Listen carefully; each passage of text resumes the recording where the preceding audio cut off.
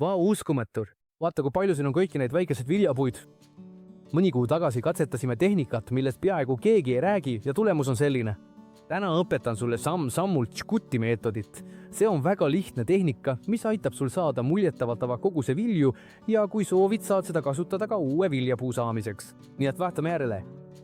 Täna rakendan seda tehnikat sellel sidruni puhul, mis on vaevalt paar aastat vana. Kuid huvitav on see, et sama meetodit saab suurepäraselt rakendada ka palju suurematele ja vanematele puudele. Sel juhul töötan ma ainult ühe oksaga, et saaksid kogu protsessi selgelt näha. Pealegi ei vaja see puu tegelikult seda stimuleerimist, sest see on väga terve, tugev ja, nagu näha, juba vilju täis.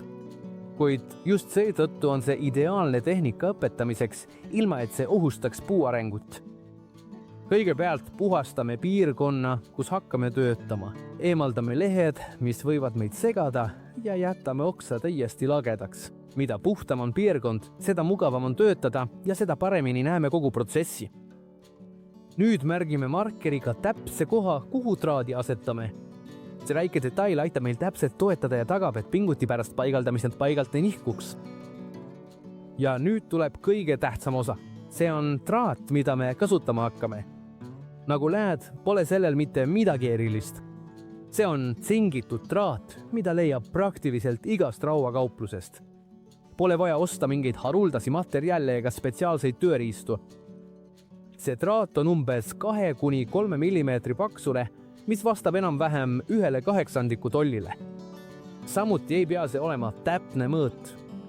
Oluline on, et sellel oleks piisav tugevus, et saaksime selle korralikult pingutada, ilma et see kergesti puruneks või deformeeruks.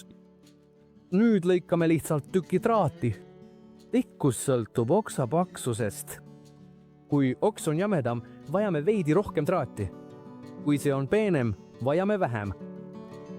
Minu puhul lõikan umbes 10 cm pikkuse tüki, umbes 4 tolli, sest oks, millega töötan, on üsna väike. Oluline on, et sul oleks piisavalt traati, et oks täielikult ümbritseda ja teha paar tiiru, enne kui selle näpitsatega kinni pingutad. Kui see on lõigatud, keerame selle ümber oksa ja teeme paar tiiru, et see oleks õigesti paigas. Meie. Praegu pole veel vaja seda täiesti kinni pingutada. Tahame selle lihtsalt õigesse asendisse jätta. Nüüd aga näpitsate abil hakkame seda tasapisi keerama. Tee seda kiirustamata. Oluline on, et traat pingulduks järk-järgult, kuni see on täiesti kindlalt kinni. Ja siin peitubki kogu meetodi vitti. Traat peab jääma korralikult pingule. Me ei taha, et see jääks lõdvaks, sest siis me ei saavuta soovitud efekti. Samas ei ole eesmärk oksa murga. Me tahame lihtsalt avaldada piisavat survet, et takistada toitainete rikka mahla liikumist. Ja mis juhtub, kui me seda tõsime? Sellega me piirame toitainete rikka mahlavoolu, mis vastutab lehtede toodetud suhkrute transportimise eest ülejäänud puusse. Selle voolu takistamisel hakkavad need suhtrud kogunema pigistuskohast ülespoole ja see kogunemine kutsub selles oksa osas esile füsioloogilise reaktsiooni. Just seetõttu on seda tehnikat aastaid kasutatud viisina soodustada õitsemist ja stimuleerida viljade tootmist puu teatud okstel. Kui kasutad seda tehnikat liiga vara või väljaspool hooaega, võib puu ajada õied välja siis, kui tingimused pole sobivad ja paljud neist kukuvad lõpuks maha. Seetõttu on nii ongline valida õige hetk. Igatahes, kui sa ei tea, millal on sinu viljapuu puhul ideaalne aeg seda teha, ära muretse. Kirjuta sellest mulle siia alla kommentaaridesse. Anna teada, mis viljapuu sul on ja millisest riigist sa mind vaatad ning ma ütlen sulle hea meelega, millal on sinu puhul parim aeg seda tehnikat kasutada. Nii saad seda teha õigel ajal ja kasutada ära kogu selle potentsiaali. Nii, nüüd on Tšuti tehnika tehtud. Nüüd võime oksa sellisena jätta ja oodata, kuni puu oma töö teeb.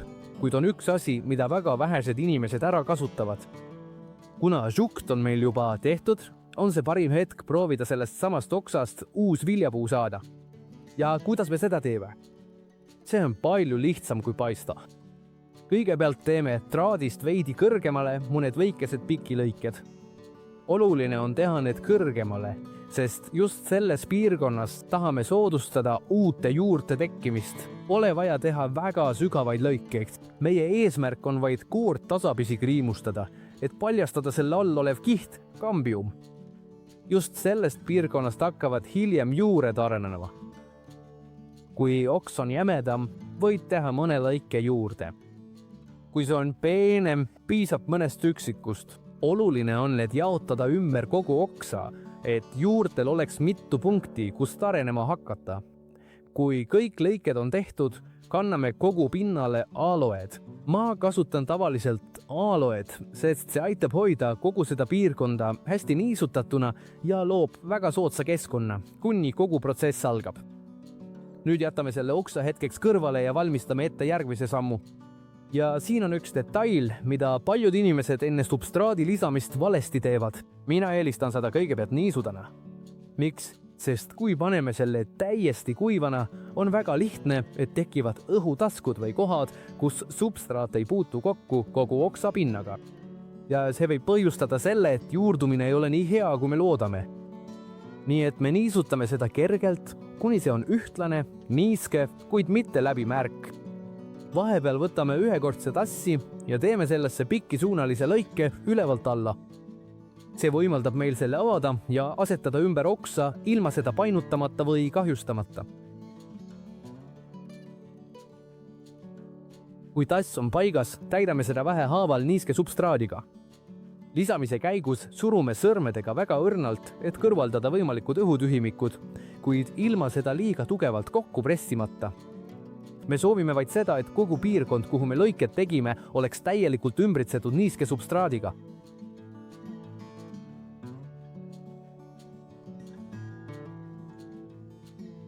Kui see on tehtud, jääb meil üle vaid viimane samm.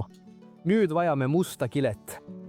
Mina kasutan prügikoti tükki, sest see toimib suurepäraselt ja kindlasti on meil kõigil selline kodus olemas. Me lihtsalt ümbritseme tassi täielikult selle kilega. Miks me seda teeme? Väga lihtne. Meie eesmärk on hoida niiskust kogu selle aja, mis oksal kulub uute juurte kasvatamiseks. Mida stabiilsem on see niiskus, seda paremad on tingimused võrstiku õnnestumiseks. Selle kinnitamiseks teeme lihtsalt sideme alumisse ja teise ülemisse ossa. Selles pole midagi keerulist. Oluline on, et see oleks korralikult suletud, et substraat säilitaks niiskust võimalikult kaua. Ja narmis, sellega on kogu protsess nüüd lõpetatud. Nüüdsest on hooldus väga lihtne. Aeg-ajalt ava kergelt ülemine osa ja kontrolli substraati niiskust. Kui näed, et see hakkab kuivama, lisa veidi vett, kuni see on jälle niiske ja sulge kile uuesti. Rohkem pole vaja midagi teha. Ja valmis. Nüüd jääb üle vaid oodata. Minu puhul on möödunud umbes 2 kuud ja vaata tulemust. Ühest küljest hakkab puu juba sidumisele reageerima, soodustades õitsemist ja valmistudes suurema viljasaagi tootmiseks. Ja teisest küljest on meil nüüd uus täielikult juurdunud siidrunipuu. Vaata, kui palju juuri see on kasvatanud. See on täpselt see, mida me otsisime. Siit edasi jääb üle vaid lõigata juurdunud osa alt, eraldada see emataimest ja istutada potti. Esimestel päevadel soovitan hoida seda poolvarjus, et see saaks tasapisi kohaneda, samal ajal kui areneb selle oma juurestik. Ja nii lihtsa see ongi, ühe ainsa tehnikaga oleme saanud rohkem vilju ja uue sidrunipuu. Kui sulle see meeldis, pane like, telli kanal ja näeme järgmises videos.